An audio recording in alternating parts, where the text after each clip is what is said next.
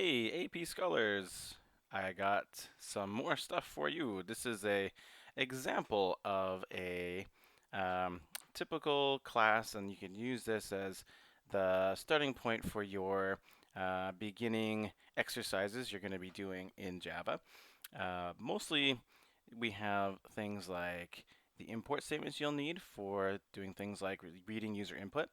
And we have the basic pattern of all code is going to go into a class, and then this is the main method that is going to be where Java starts executing its code. So eventually we're going to learn all the terms of like public and static and string and class. We're going to learn all these words by the end of the year, well, a little bit before that, I'm sure.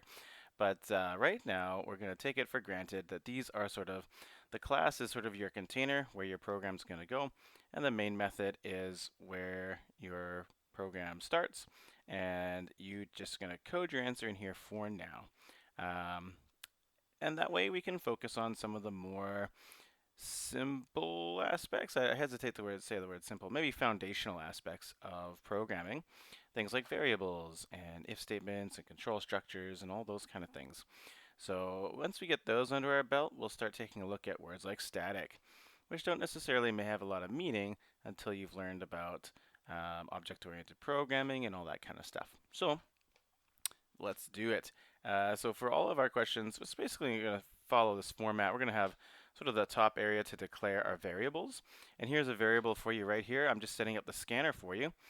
Scanner won't be tested on the AP exam or any method of user input, so you don't have to memorize this, but just so you know what's going on, we're creating a scanner object, and its name is going to be SC for no particularly good reason. And when we use this argument in the scanner constructor, we'll find out this is in the future. That means we're going to read from the terminal. So when we run this program, when we call the scanner, it will read from the terminal. So you'll put some other variables here, whatever it is you need for doing calculations and doing math and other things. And then once we're done that, you're going to go ahead and take a look at getting some user input. So it'll be important to use print line and print to get information from the user. You got to prompt them and then take in that information.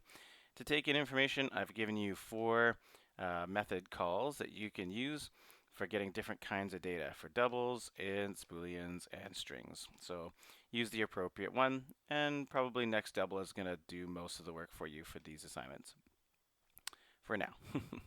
And then last but not least, you're going to calculate and display the answers. So in this third section of the code, that's where you're going to do the calculation to make whatever, employ whatever formula you need to, and then you're going to print out the answer so the user can see it. If you just calculate it, it won't show up anywhere, so you have to print out the answer.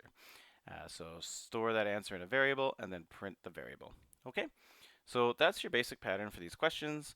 This code will be available for you on a link that's in Teams, and you'll be able to click down the starter code that will be a kind of a template for all the different questions we're doing.